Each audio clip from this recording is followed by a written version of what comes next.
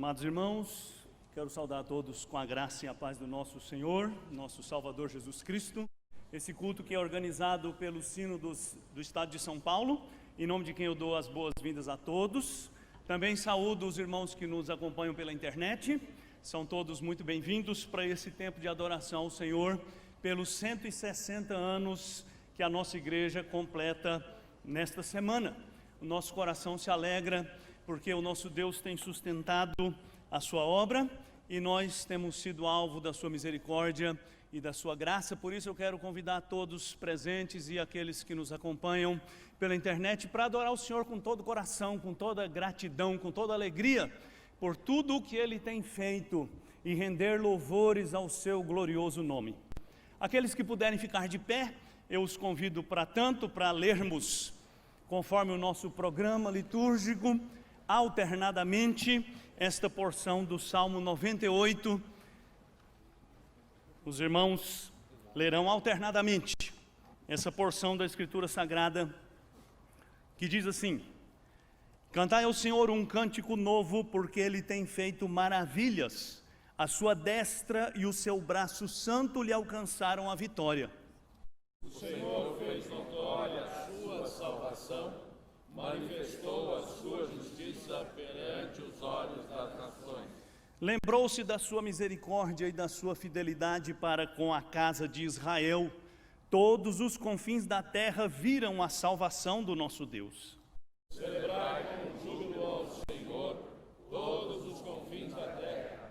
Aclamai, regozijai-vos e cantai louvores. Cantai com harpa louvores ao Senhor, com harpa e voz de canto, com trombetas e ao som de buzinas. Exultai perante o Senhor, que é Rei. Ruja o mar e a sua plenitude, o mundo e os que nele habitam. Os rios batam palmas e juntos cantem de júbilo os montes, na presença do Senhor, porque Ele vem julgar a terra. Julgará o mundo com justiça e os povos com equidade. Louvado seja o Senhor, vamos adorá-lo, cantando com gratidão a esse Deus que tem sido nosso amparo e a nossa força.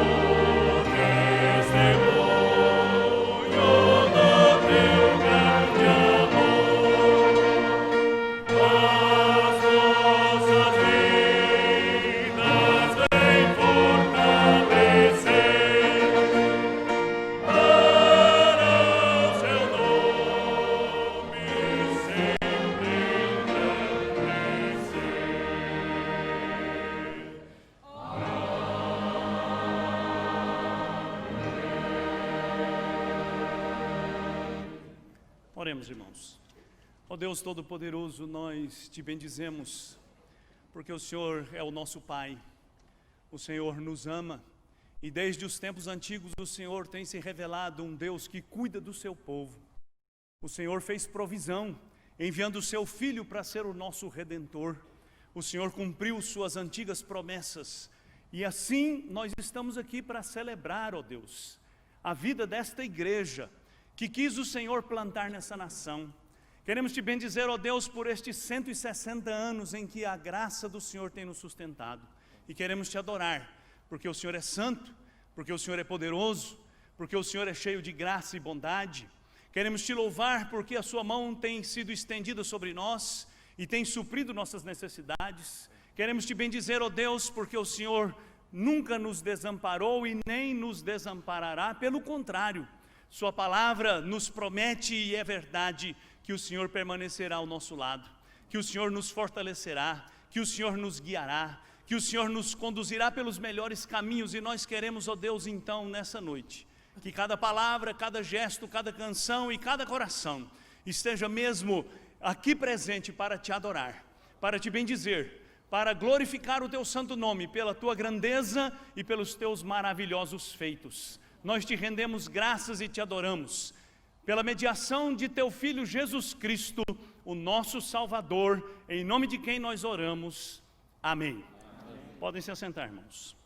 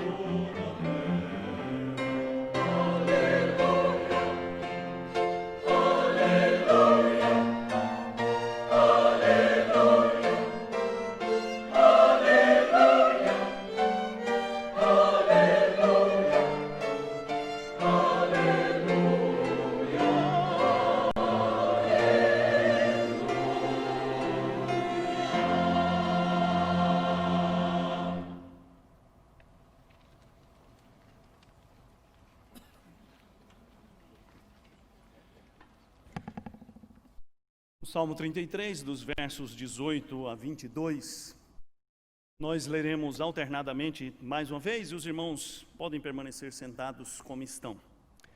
Eis que os olhos do Senhor estão sobre os que o temem, sobre os que esperam na sua misericórdia, para livrar-lhes a alma da morte e do tempo da fome, conservar-lhes a vida.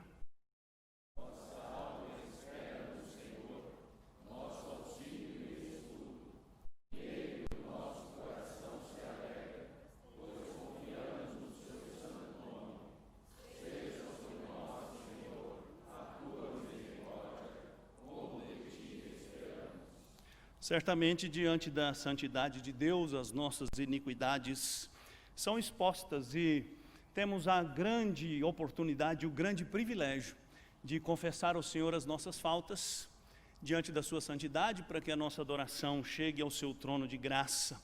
E é o que nós faremos agora. Eu convido todos para curvarem suas cabeças e, no momento de oração silenciosa, apresentar ao Senhor sua confissão, pedindo a Ele, como o salmista pediu, misericórdia.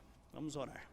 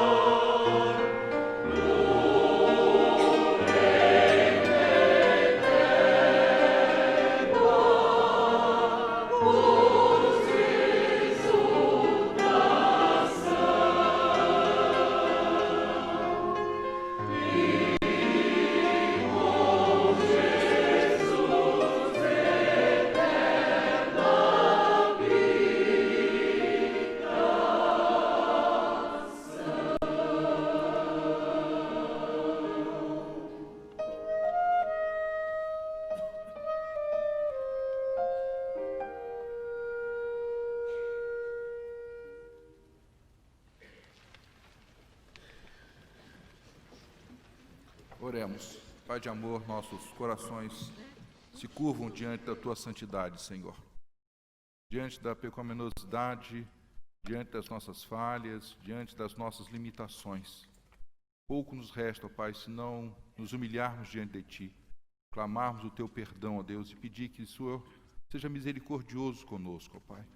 Que o Senhor não nos impude os nossos pecados, mas que o Senhor nos olhe, ó Deus, pela cruz de Cristo, que levou sobre si, ó Pai, nossas dores, que levou sobre si nossos pecados, para que possamos hoje, ó Deus, como Teu povo, nos apresentar diante da Tua presença, ó Pai. E só podemos fazê-lo pela intermediação de Jesus Cristo, nosso Senhor. Então, ó Deus, perdoa, Senhor, os nossos pecados. Nós o confessamos, sabemos as nossas limitações, sabemos as nossas falhas, não nos excusamos, ó Pai, diante de nós, mas olhamos para Ti, ó Deus, com um olhar misericordioso e pedimos, ó Pai, que a Tua graça se estenda sobre nós. Perdoa o Teu povo, ó Pai, e nos abençoe. Derrama sobre nós, ó Pai, da Tua graça, ó Pai. Derrama sobre nós, ó Deus, a unção do Teu Espírito, ó Deus, para que como Teu povo, ó Deus, possamos refletir a Tua glória. Que seja assim para a honra do Teu nome. Em nome de Jesus. Amém.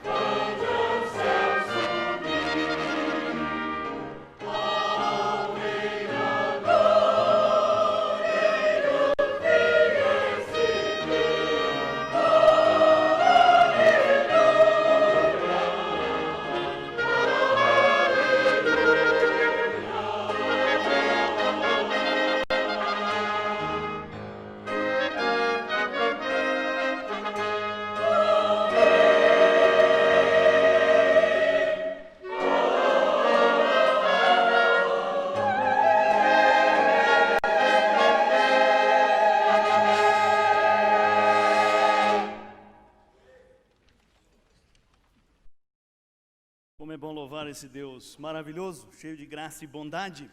E eu quero convidar você a ficar de pé mais uma vez. E nós vamos ler a uma voz os versos de 1 a 4 do Salmo 92. louvando a este Deus e atendendo ao convite do salmista para louvar o Senhor. A palavra do Senhor diz assim: bom é render graças ao Senhor e cantar louvores ao teu nome, ó Altíssimo, anunciar de manhã a tua misericórdia e durante as noites a tua fidelidade, com instrumentos de 10 cordas, com saltério e com a solenidade da harpa. Pois me alegraste, Senhor, com os teus feitos, exultarei nas obras das tuas mãos. Vamos louvar o Senhor com o coral, celebrando a esse Deus maravilhoso que nos alcançou com tanta bondade e com tanto amor. Vamos louvá-lo.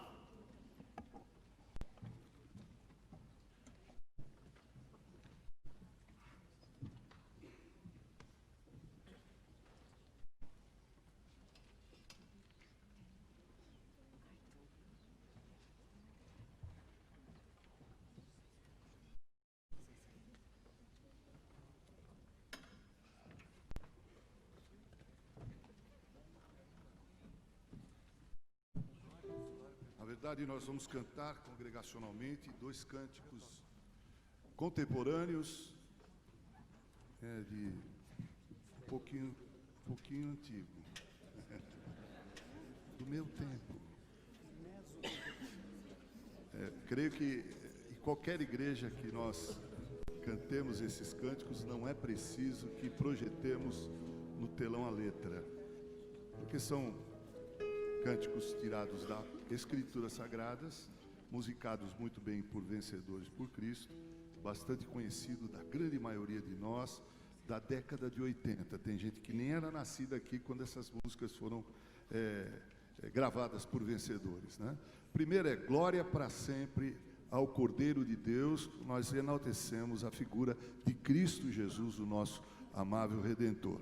E a segunda é o famoso Salmo 96, nós cantamos a Deus, cantai ao Senhor um cântico novo, né?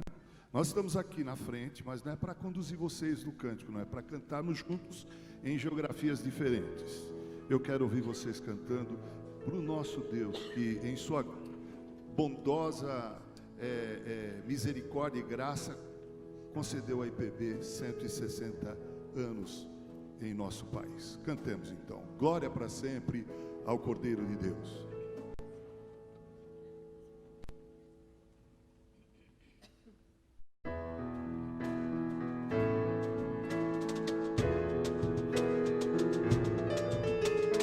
Glória para sempre ao Cordeiro de Deus, a Jesus o Senhor, ao Leão de Judá, a raiz de Davi, que venceu e o livro abrirá. O céu, a terra, o mar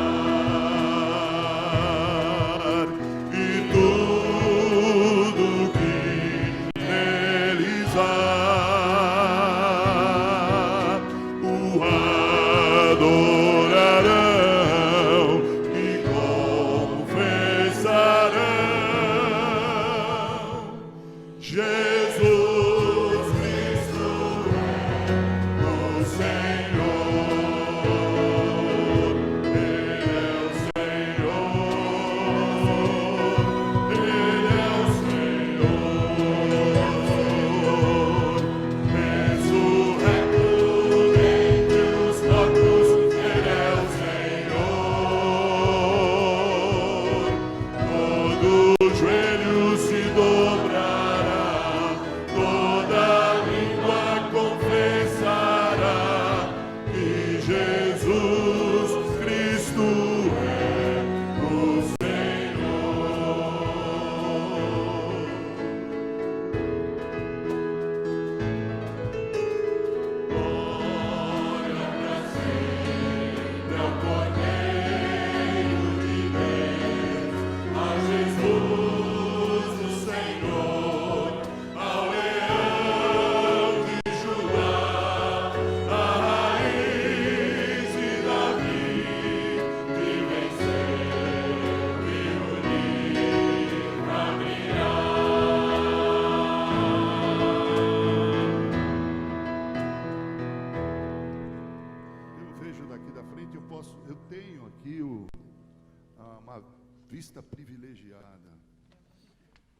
Você podia dar um sorriso aqui para frente, para que eu e esses jovens pudéssemos nos sentir um pouco mais seguros para cantar com vocês?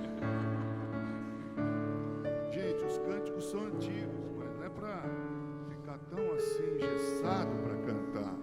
Nós somos presbiterianos, mas nós cantamos com alegria. Tá certo que alguns exageram, uns aleluia fora de hora.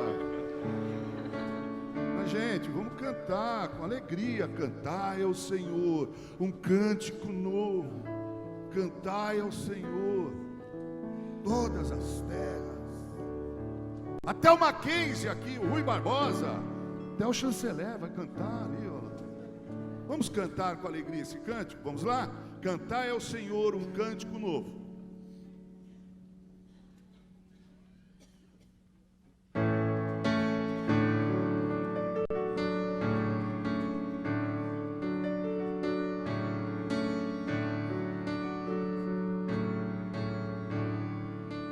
Cantai ao Senhor um cântico novo, cantai ao Senhor todas as terras, cantai ao Senhor, bendizei o seu nome, proclamai a sua salvação, anunciai entre as nações a sua glória, entre todos os povos as suas maravilhas, porque grande é o Senhor, muito digno de ser louvado, mais temível do que falsos deuses. Cantemos, irmãos. Glória e majestade estão diante dele, força e formosura do seu santuário. Glória e majestade estão diante dele, força e formosura do seu santuário.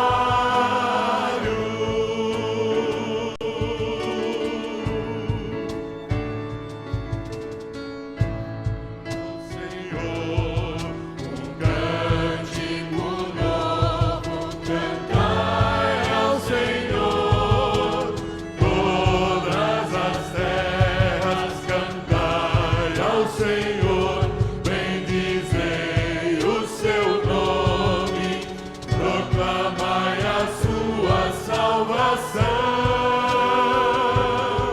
anunciai entre as nações a sua glória, entre todos os povos as suas maravilhas, porque grande é o Senhor, muito digno de ser louvado, mais temível do que falsos deuses. Com alegria, povo de Deus. Alegria, glória e majestade.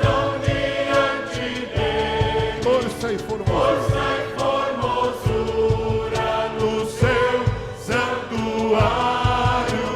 Glória e majestade estão diante dele, força e formosura no seu santuário.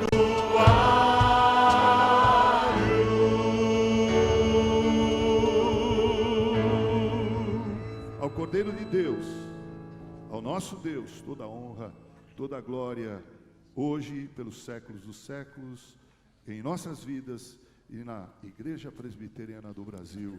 Amém. Amém. Podem sentar, irmãos.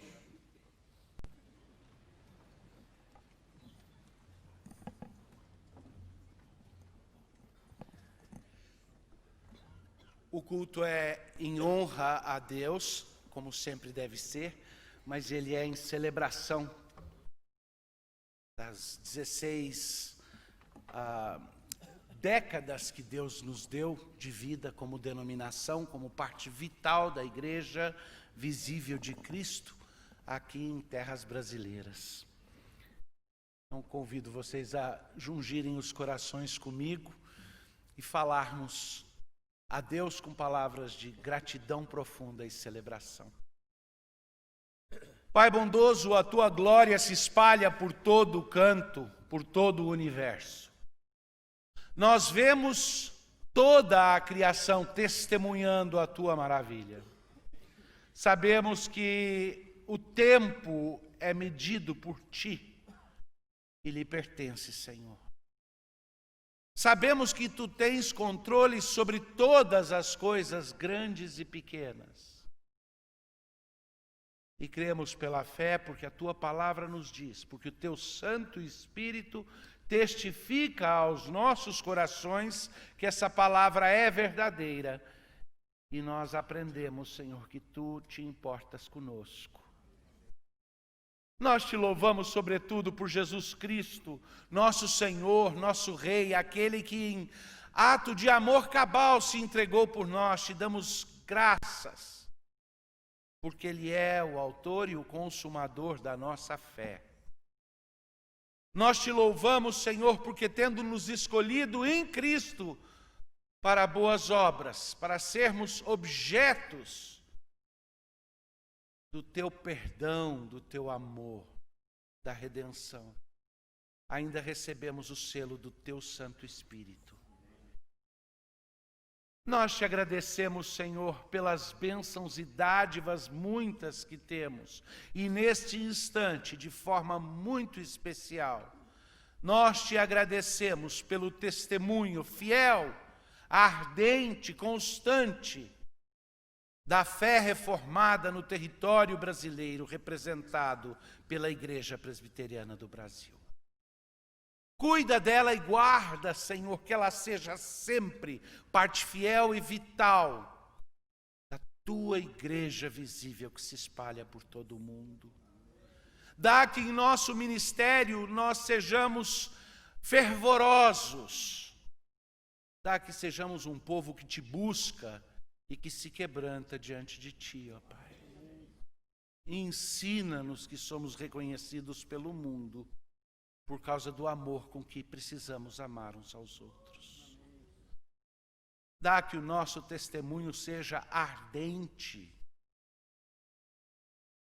e que aqui, nessa terra dos Brasis, no vermelho de fogo, de corações abrasados para ti, dá que essa nação ainda esteja por vir o testemunho fiel do teu povo. Em nome de Jesus. Amém.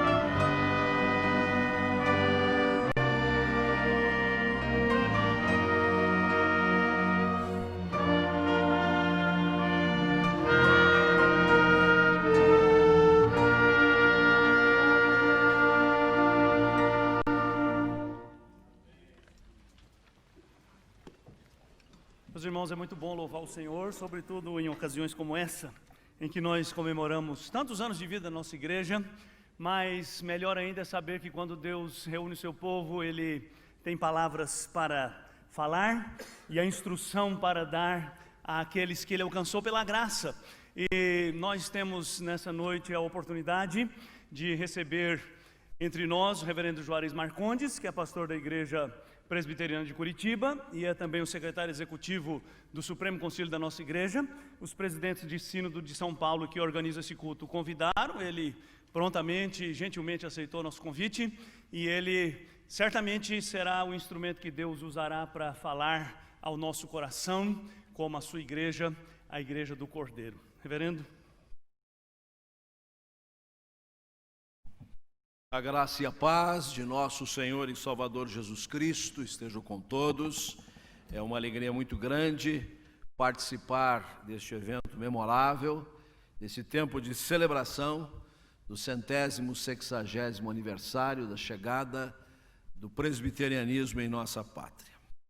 Esta tem sido uma semana muito intensa e, por que não dizer, o mês todo. Sempre o mês de agosto e esta semana é de celebração, mas desta feita, em razão de uma data mais arredondada, os eventos se multiplicaram. De norte a sul, de leste a oeste, o povo presbiteriano está celebrando esta efeméride com muita alegria, com regozijo no seu coração, com louvor e ações de graças. Eu quero me congratular com os sínodos de São Paulo, que anualmente promovem este evento, e particularmente pelo honroso convite para ser o pregador nesta ocasião. Aliás, eu estava aqui observando que são 16 sínodos hoje constituindo o estado de São Paulo e são 16 décadas. Então dá uma década para cada sínodo aqui celebrar. É muita celebração, é muita bênção de Deus para todos nós. Quero aqui deixar o abraço da mesa do Supremo Concílio da nossa igreja e eu estou muito bem acompanhado. O presbítero José Alfredo Marques já teve a oportunidade de fazer oração aqui nesse púlpito, e também o presbítero Marco Aurélio, faz um sinalzinho aí embaixo, Marco Aurélio, pessoal, vem o nosso terceiro secretário da mesa, e nós três aqui deixamos o abraço na nossa mesa, aos sínodos e ao povo de Deus reunido nesta noite. Minha congratulação também a todos os líderes presentes, pastores, presbíteros, diáconos, as forças de integração, todo o povo de Deus reunido, e muito particularmente o coral e a orquestra. Eu sei que não é fácil reunir um time de elite como esse em tão pouco tempo e com um brilhantismo excepcional. Que Deus continue a conservar a vida de vocês nesse propósito, neste objetivo. Nós queremos convidar a igreja para a leitura bíblica no livro de Atos, capítulo 17, os versículos 1 a 9. Atos dos Apóstolos, capítulo 17, versículos 1 a 9. Vamos nos colocar em pé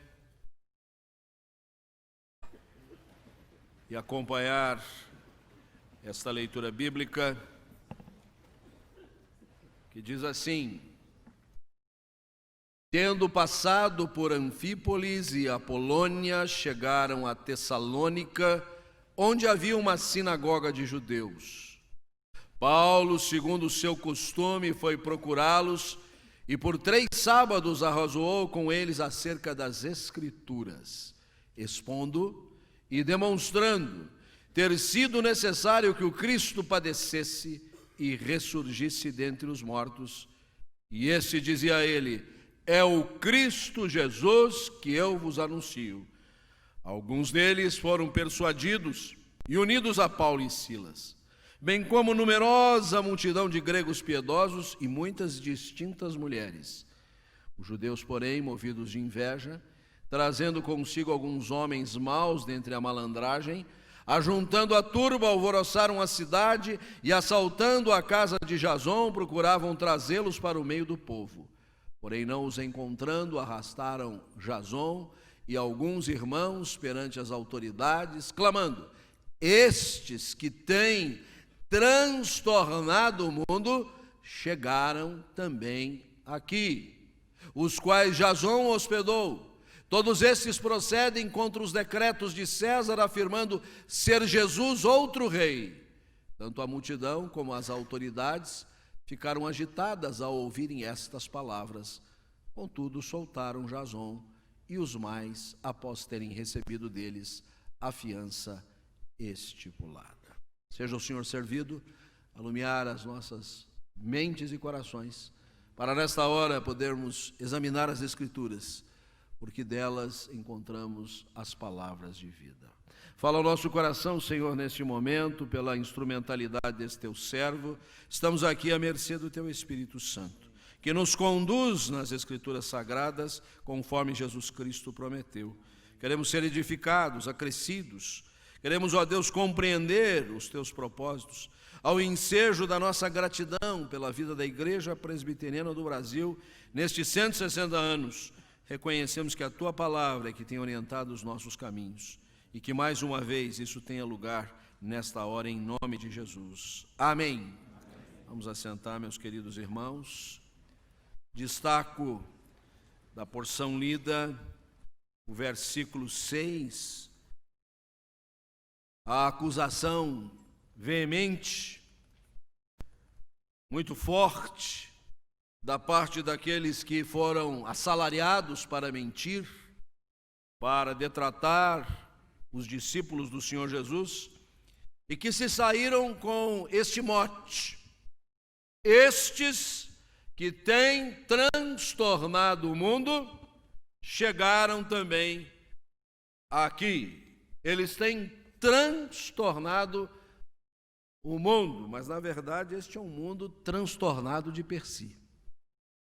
O nosso mundo é um mundo esquizofrênico. O nosso mundo é um mundo em que a bipolaridade é pouco para discernir, para descrever a sua insanidade.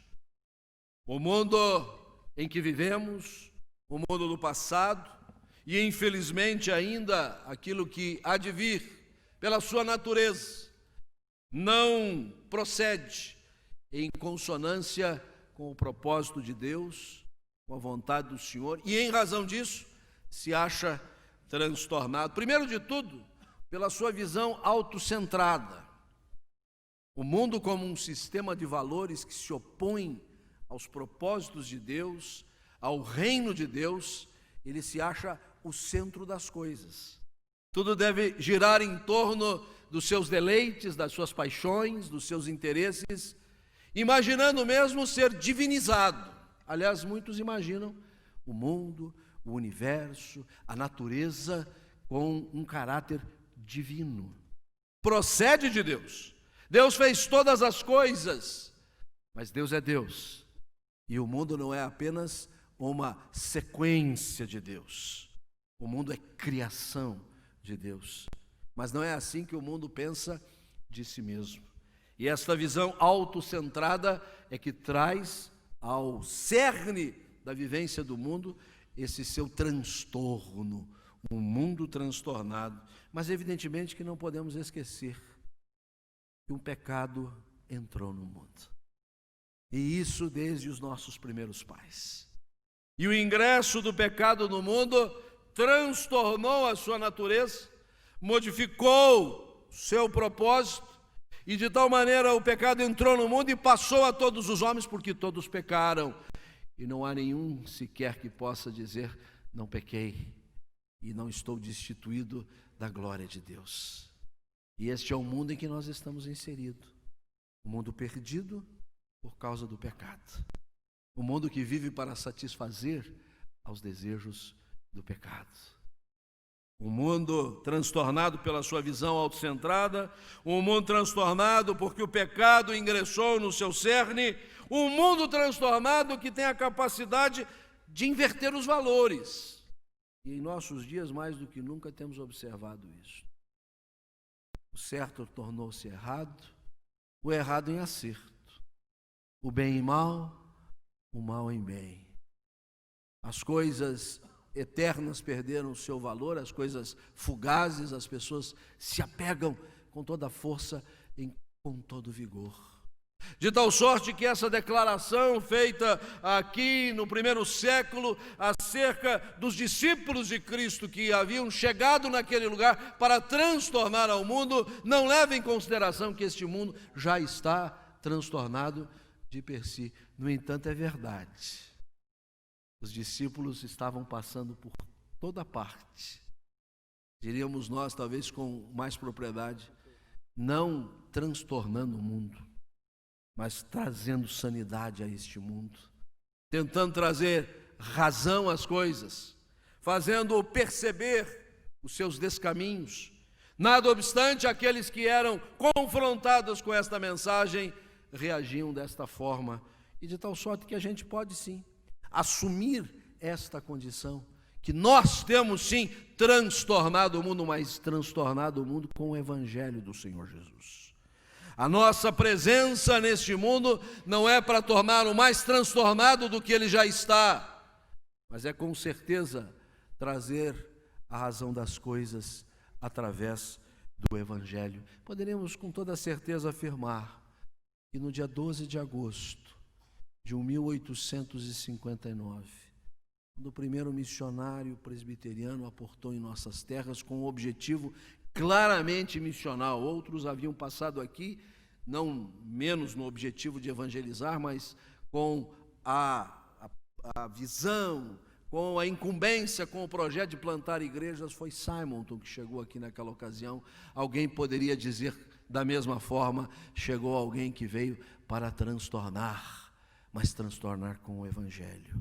E ao longo desses 160 anos não tem sido outro nosso papel do que levarmos o Evangelho à nação, comunicarmos o amor de Deus em Cristo Jesus a cada cidadão dessa pátria, tornar o nome do Senhor conhecido em todos os rincões, para que este mundo chegue à sua razão. Fazemos coro, sim, com os nossos primeiros, os nossos antepassados, os primeiros missionários, aqueles que saíram desde Jerusalém até os confins da terra, transtornando o mundo, mas transtornando com o Evangelho, que traz razão, traz senso, traz sentido, traz redenção, traz salvação para este mundo.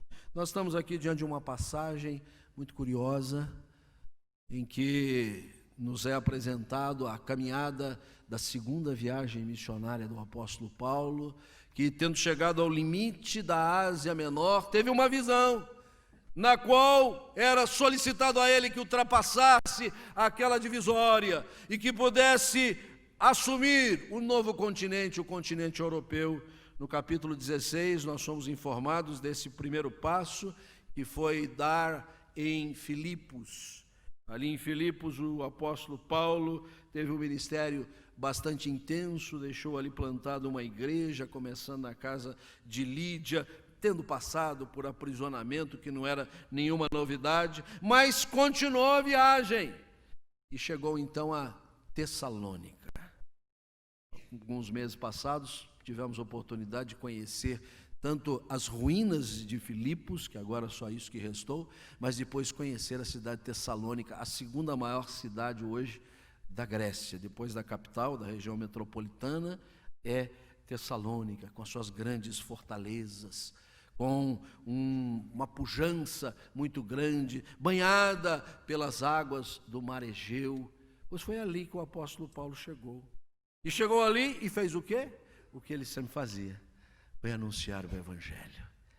E por anunciar o Evangelho, algumas consequências tiveram lugar, a ponto então desse coro ter bradado bem forte: chegaram aqui os que têm transtornado o mundo. Sim, transtornado o mundo, para que ele não seja mais transtornado, mas ele seja realmente do Senhor Jesus, com a pregação do Evangelho. E a primeira coisa que eu gostaria de destacar à guisa desse texto é que precisamos examinar nele a essência do Evangelho que nós proclamamos, o seu conteúdo, a sua consistência, aquilo que faz parte fundamental, elementar do Evangelho, porque eventualmente não basta apenas a gente dizer que proclama o Evangelho. Aliás, hoje diz muito pouca coisa a gente se afirmar como evangélico.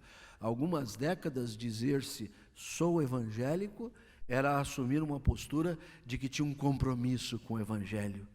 Hoje, infelizmente, não mais. E esse texto nos apresenta, em primeiro plano, a essência do evangelho.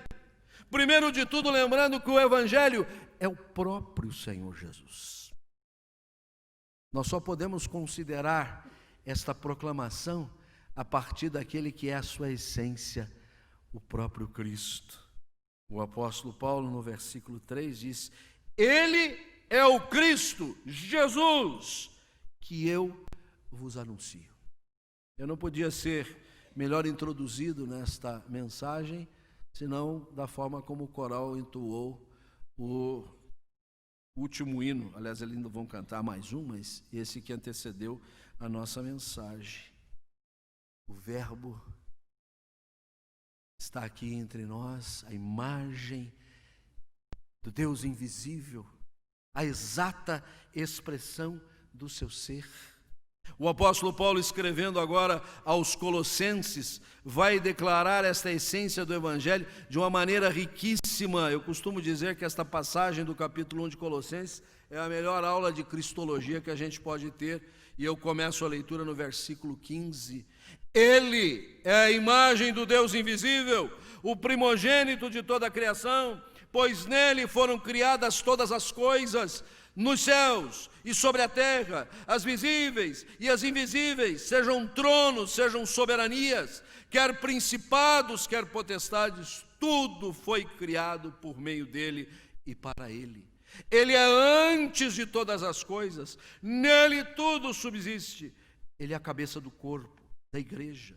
Ele é o princípio, o primogênito dentre os mortos, para em todas as coisas ter a primazia, porque aprouve a Deus que nele residisse toda a plenitude. E eu paro um pouquinho aqui, farei outros destaques adiante desta passagem, porque o que nós temos aqui nos informa que se retirarmos Cristo do Evangelho não temos nada. Se não proclamarmos o nome do Senhor Jesus, não há razão nenhuma de sermos igreja. A igreja presbiteriana comemora 160 anos porque ela não faz propaganda de si mesma. Ela não está se autoproclamando. Ela não está desejosa de que as suas placas, a sua logomarca sobrepuje o nome do Senhor Jesus. O seu intuito é tornar o nome de Cristo conhecido, porque o seu currículo aqui é muito rico. O que nós temos para falar do Senhor Jesus, nós não esgotaremos numa única mensagem, não esgotaremos uma década pregando, nem 160 anos, tamanha a riqueza, a densidade, o valor daquele que é a essência do Evangelho. Mas avançando um pouquinho, a essência do Evangelho é o Senhor Jesus, no dizer do apóstolo Paulo, nesse mesmo versículo 3, o Cristo que padeceu. Porque a nossa proclamação não omite essa etapa da caminhada, do ministério, do plano para o nosso Salvador Jesus Cristo. É o ponto que nós chegamos, se fala de Cristo, Senhor do universo, Rei de todas as coisas, quem estava antes de tudo existir, onde tudo subsiste. Mas nesse ponto o apóstolo Paulo avança um pouquinho para dizer que ele fez a paz pelo sangue da sua cruz e por meio dele reconciliou consigo mesmo todas as coisas, quer sobre a terra, quer nos céus. Nós só estamos reunidos nesta noite para render graças ao Senhor pela vida desta amada igreja presbiteriana do Brasil, porque o Senhor Jesus nos reconciliou com Deus. Porque Deus estava em Cristo reconciliando consigo o mundo, estava reconciliando com você. Não são os seus esforços particulares, não são os seus empenhos pessoais que levam você a reconciliar-se com Deus, mas foi a iniciativa divina em que o Filho de Deus eterno assumiu a nossa humanidade. A encarnação é capítulo fundamental do conteúdo do Evangelho. Ele se fez como um de nós. viveu as nossas dores, as nossas lutas, padeceu, precisou enfrentar toda a jornada terrenal e foi ao estertor, e foi ao limite da vivência terrenal, carregando no pesado madeiro os nossos pecados, as nossas transgressões. O castigo que nos traz a paz estava sobre ele, e sobre as suas pisaduras nós fomos sarados, nós fomos curados, nossos pecados foram expiados, e agora nós estamos reconciliados com Deus. É por isso que Paulo não omitia, de maneira nenhuma, não edulcorava a sua mensagem.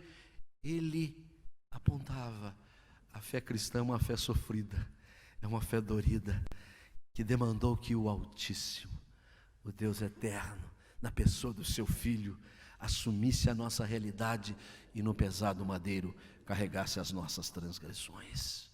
Mas o Evangelho não termina aqui no seu conteúdo. Ele é o Cristo que padeceu, mas o Cristo que ressuscitou. Era necessário que o Cristo padecesse, era imprescindível, não dava para pular essa etapa, mas ele não ficou retido nessa etapa. E nisso há uma distinção muito grande entre determinada proclamação do Evangelho que se faz, em que aparentemente o Cristo ficou pregado na cruz, não deixou aquela cruz, se foi sepultado, da sepultura não saiu, mas ele venceu a morte. O poder de Deus o trouxe à vida, e ele ressuscitou dentre os mortos para que nós tenhamos também a bênção da mesma ressurreição, para que nós andemos em novidade de vida. Estamos unidos com Cristo na morte da cruz, mas estamos unidos com Cristo na ressurreição. Este é o conteúdo do Evangelho que nós proclamamos, e quando o anunciamos de boca cheia, de coração fervoroso, este mundo vai reagir e vai dizer: ah, os que têm transtornado o mundo chegaram até nós. Vão reconhecer, como reconheceram dos lábios de Simon, como reconheceram dos lábios de Blackford, que atuou principalmente nesta cidade, e de todos aqueles pioneiros, e dos que os seguiram, e dos nossos contemporâneos. E este é o Evangelho da salvação, este é o Evangelho do amor de Deus, este é o Evangelho da graça que nos reconcilia com o nosso Deus, para sairmos proclamando a mensagem da reconciliação. Primeiro de tudo, então, se nós somos apontados como os que transtornam o mundo, nós assumimos que sim, somos os transtornadores deste mundo com o Evangelho cujo conteúdo é Cristo, aquele que padeceu, aquele que ressuscitou. Mas esta passagem também nos ajuda a aprender, além da essência do Evangelho, a importância da sua efetiva proclamação. Nós notemos bem, o apóstolo Paulo, ele seguiu uma rotina costumeira. O primeiro lugar que ele seguia numa cidade era a sinagoga. Conhecia perfeitamente as tradições judaicas, como ele também o era de nascença. Ele fora fariseu, conhecia os ritos da sinagoga, e para lá ele se dirigiu. Mas se dirigiu de uma forma diferente daquela que talvez muitos outros foram àquele lugar. O seu objetivo, estando ali, segundo o versículo 2, era o costume, foi procurá-los, por 3 sábados arrazoou com eles acerca das Escrituras. E nós precisamos entender que a proclamação que fazemos do Evangelho não pode ser outra senão aquela que está firmada nas Escrituras Sagradas. A proclamação que procede dos nossos lábios, ela tem respaldo na Bíblia. O que anunciamos está absolutamente exarado e confirmado na palavra de Deus. Mais uma vez, relembramos o que dissemos há pouco: nós não nos pregamos a nós mesmos, mas pregamos a Cristo Jesus. E o nosso zelo e o nosso cuidado é que o façamos fundamentado nas Escrituras. Assim o fizeram os profetas, assim o fizeram os evangelistas, assim o fizeram os apóstolos, assim também aqueles que os seguiram ao longo da história da igreja. Temos atrás de nós uma grande nuvem de testemunha que faz o mesmo. E por que é importante ressaltar isso? Porque infelizmente temos vivido tempos em que a Escritura é apenas um apêndice na proclamação. Ela até é inspirativa, não necessariamente vista como inspirada. Ela é um elemento que entusiasma, mas de repente as experiências pessoais daqueles que estão com a incumbência de anunciar prevalecem sobre o ensino das Escrituras. Acontecimentos tremendos, coisas que parecem trazer maior auditório para ouvir do que a proclamação do Evangelho, tem tomado a frente. E de tal maneira que nunca é demais a gente ser advertido. E aquilo que procede dos nossos lábios esteja firmado nas Escrituras. É segundo as Escrituras. Paulo mesmo diz isso na sua primeira epístola aos Coríntios, no capítulo 15, capítulo em que ele introduz o tema da ressurreição, mas de início ele vai dizendo: antes de tudo, vos entreguei o que também recebi, que Cristo morreu pelos nossos pecados, segundo as Escrituras. Ele não está falando de si mesmo, está falando o que as Escrituras anunciam. E mais, que ele foi sepultado e ressuscitou ao terceiro dia, segundo as Escrituras. É mister que nós nos apeguemos fortemente à palavra de Deus. Não nos deixemos encantar pelo canto da sereia, que parece nos atrair e seduzir para outras modalidades. Aliás, nesse particular, a igreja presbiteriana tem sido um diferencial, inclusive reconhecido pelos que estão ao nosso redor. A igreja da palavra, a igreja da palavra. Mas eu sinto que às vezes se diz isso para dizer que a gente não é a igreja da oração, que a gente não é a igreja da evangelização, da missão, a igreja que sabe que o Senhor Jesus vai voltar. E eu quero dizer que justamente porque nós somos a igreja da palavra, das Escrituras Sagradas, é que nós oramos mais, porque a palavra que nos ensina e nos conclama a orar, a buscar o Senhor de todo o coração. É a igreja da palavra que nos ensina que nós devemos sair campo afora para proclamar o nome do Senhor Jesus. É a igreja da palavra que nos informa que o Senhor Jesus ressuscitou, está à destra de Deus Pai, de onde há de vir para julgar vivos e mortos. Nós auguramos, anelamos a volta do Senhor Jesus. Maranata, vem Senhor Jesus. Então nós não somos a igreja da palavra para nos excusarmos de tudo mais. Ao contrário, porque somos a igreja da palavra, somos uma igreja plena, somos uma igreja completa, somos uma igreja que detém um conteúdo maravilhoso, mas é preciso que a nossa proclamação tenha esse sedimento, tenha este fundamento. E um segundo aspecto: a proclamação do Evangelho que está firmada nas Escrituras, ela tem um objetivo. Ela visa a persuasão. Nós não estamos apenas anunciando para nos desincumbirmos de um compromisso, desencargo de consciência. O Senhor Jesus diz que a gente tem que ir por todo mundo, pregar o Evangelho, então a gente vai meio desanimado. Aliás, recebemos uma chamada de atenção bastante forte do reverendo Mauro agora há pouco, né?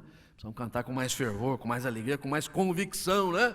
Então parece que também a gente faz a obra do Senhor meio relaxadamente. Se der resultado, deu. Se não der resultado, não deu. Não era o que Paulo fazia. Ele arrazoou com eles acerca das Escrituras. E o uso deste verbo aqui é muito peculiar, porque nós sabemos que a palavra é espiritual, mas não significa que ela seja irracional. Ela até é supra-racional. A razão chega num limite e não consegue absorver toda a palavra. Mas até onde a razão pode nos ajudar é um instrumento fabuloso para que as pessoas compreendam o grande amor de Deus em Cristo Jesus, para que temam ao Senhor de coração, para que compreendam os caminhos do nosso Deus Altíssimo. Ele arrazoou, e por ter arrazoado, ele se dedicou com afinco, com ânimo, com apego. Versículo 3 diz assim: expondo e demonstrando.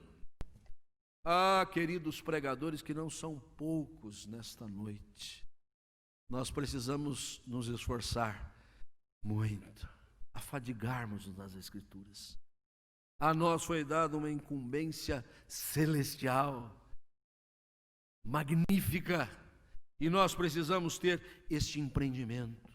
Não medirmos esforços para tornar as Escrituras claras para aqueles que nos ouvem, por meio da exposição, da demonstração. É por isso que no versículo 4 se diz que alguns deles foram persuadidos. Nenhum de nós, ao distribuirmos um folheto, de maneira muito singela, sem a pretensão de ali pregarmos um sermão, com a nossa presença, podemos talvez minimamente orar por alguém, ou se nos for dada a oportunidade de proclamar em alto e bom som para um grupo tão distinto, nós não meçamos esforços de expormos estas Escrituras sagradas que anunciam o Evangelho para levar a persuasão. Esse é o nosso mistério, este é o nosso dever. Os que têm transtornado o mundo chegaram até nós. Sim, chegaram até nós pelos passos dos pioneiros que os seguiram mundo afora, e nós estamos aqui com este objetivo, para que este mundo seja mais ajuizado, para que este mundo conheça a palavra de Deus, para que este mundo se converta ao Senhor. E para isso temos um evangelho cuja essência é o Cristo. Temos uma proclamação a fazer que é segundo a Escritura Sagrada. Mas quero caminhar para o fim, afirmando à luz desse texto que este evangelho que chegou até nós com o objetivo de modificar o status quo, ele produz resultados, indiscutivelmente. E os resultados do evangelho já nos são anunciados muito antes dos lábios do profeta Isaías, no capítulo 55, quando ele declara: porque a minha palavra não voltará para mim vazia, mas fará o que me apraz. Toda vez que o evangelho for anunciado, a palavra cumprirá como semente o seu objetivo. Ela vai germinar, ela vai brotar, ela vai crescer, ela vai dar frutos e flores. Ela vai alcançar o seu objetivo, de um jeito ou de outro. Nem sempre será naquilo que nós mais auguramos. Aliás, esse texto nos mostra claramente isso. Primeiro de tudo, como resultado do evangelho, teve gente convertida, e não pouca gente. O versículo 4 diz que alguns deles foram persuadidos, unidos a Paulo e Silas, bem como numerosa multidão de gregos piedosos e muitas distintas mulheres. Os que não eram muitos aqui eram os da sinagoga. Era a primeira etapa. Convencer teólogo de certas coisas não é fácil. Eu digo aqui os nossos ilustres professores do nosso curso de pós-graduação que lidam com teólogos, né? Gente que já sabe tudo, né? Gente que nem sabe o que está fazendo aqui, né? Talvez só de passagem para pegar o certificado. É difícil modificar a mente, o pensamento de quem acha que já sabe tudo. Paulo enfrentou essa luta. Por outro lado, uma numerosa multidão de gregos. A Tessalônica fazia parte desta grande nação, dividida em províncias naquela época. E isso é um salto muito grande, porque se deixa uma cultura oriental para assumir agora uma cultura mais ocidental. Isso foi um grande ganho. A palavra do Senhor não volta vazia. Eventualmente, Paulo imaginou: ali eu vou estar entre os meus, aqueles com quem eu tenho um trato mais facilitado. O resultado foi pequeno, mas os caminhos do Senhor são maravilhosos. Uma numerosa multidão de gregos, de helênicos, de outra mentalidade, se converteu. E ainda um destaque especial para distintas mulheres, um eufemismo para dizer que elas eram bem de vida, viu? Gente que tinha sustento financeiro para oferecer aos missionários, que foram com certeza financiados por muitas delas. Os resultados do evangelho são imprevisíveis. Simonton começou a anunciar o evangelho não sabendo falar português, não conhecendo os costumes da nossa gente. O primeiro enfrentamento que ele teve foi descer do navio, receber um abraço caloroso de alguém. Norte-americano não se saúda dessa maneira. Talvez agora, mais recentemente, já aprenderam um pouquinho, né? Não tem esse calor nacional. Mas ele veio para proclamar esse evangelho e o resultado está aí. A nação presbiteriana esparramada por todos os rincões da pátria. Estamos representados em todos os estados da federação, tendo começado apenas com muito poucas pessoas ali na cidade do Rio de Janeiro.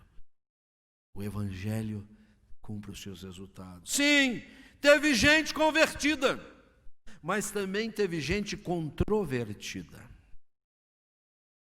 Porque é muito interessante que o texto declare com todas as letras, com toda a tinta necessária, os judeus, movidos de inveja, trazendo consigo alguns homens maus dentre a malandragem, ajuntando a turba, alvoroçaram a cidade, foram lá assaltar a casa de Jasão, que havia hospedado os missionários, fizeram um teatro de tribunal para acusá-lo. No final não deu em nada. Mas a verdade é que a palavra do Senhor não volta nunca vazia. Se tem gente convertida, tem gente controvertida, e o sangue não cairá sobre as mãos dos proclamadores.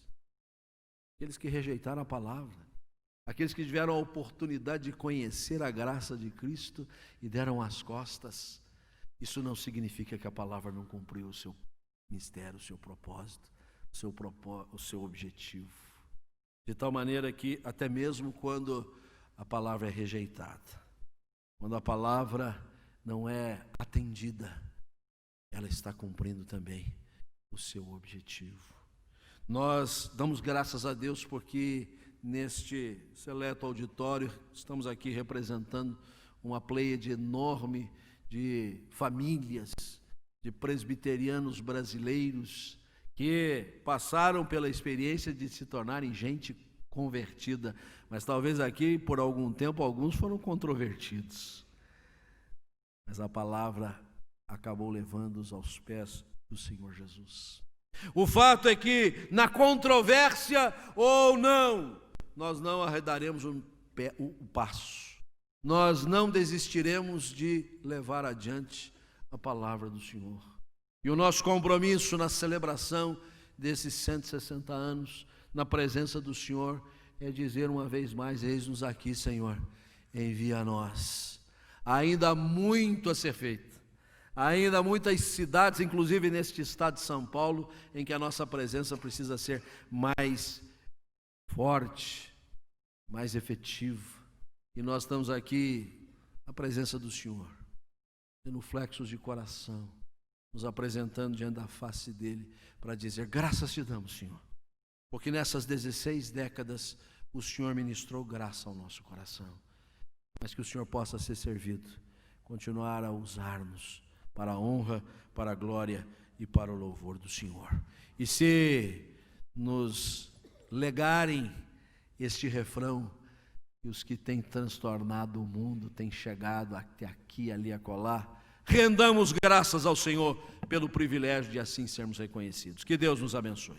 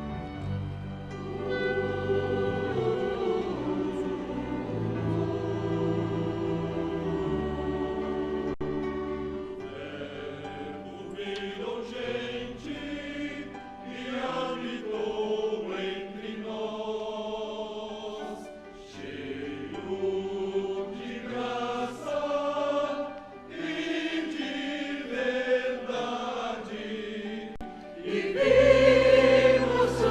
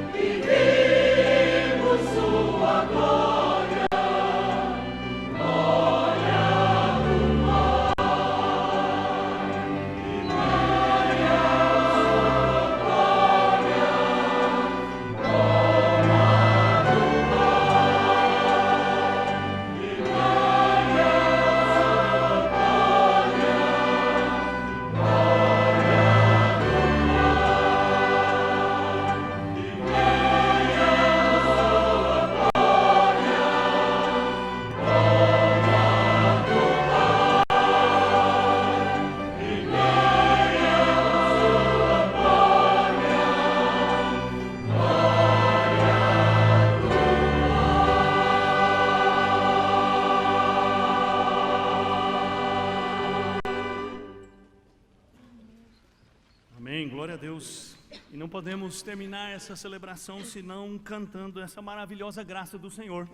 Vou convidar todos para ficar de pé e nós vamos cantar este hino com o coração verdadeiramente agradecido, porque foi essa graça que nos trouxe até aqui. E depois de cantar o hino, vou convidar o reverendo Juarez para a oração final e para impetrar a bênção apostólica. E depois do tríplice amém e do pós-lúdio, eu convido a todos para permanecerem, porque nós temos ainda alguns avisos, alguns comunicados muito importantes para compartilhar com os irmãos.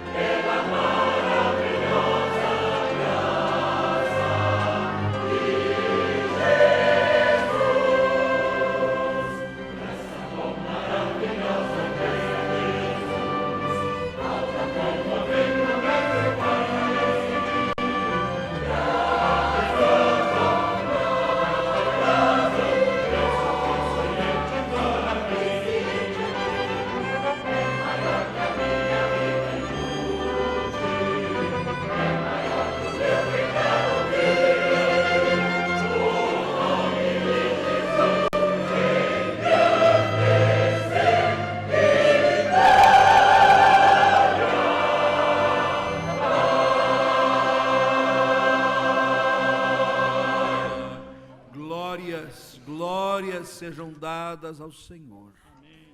Maravilhosa a tua graça. Graça que enviou teu Filho amado, nosso Senhor Jesus Cristo, habitar conosco e levar sobre si as nossas dores, as nossas enfermidades, as nossas iniquidades, as nossas transgressões.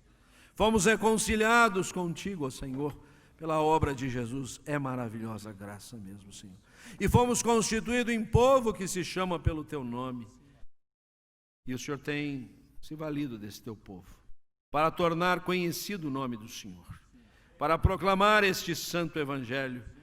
E nós queremos aqui uma vez mais, ó Deus, rogar a tua assistência para que o nosso compromisso, ora ratificado, seja levado adiante pela assistência do teu Espírito Santo, que habita o nosso coração, que dinamiza a nossa missão.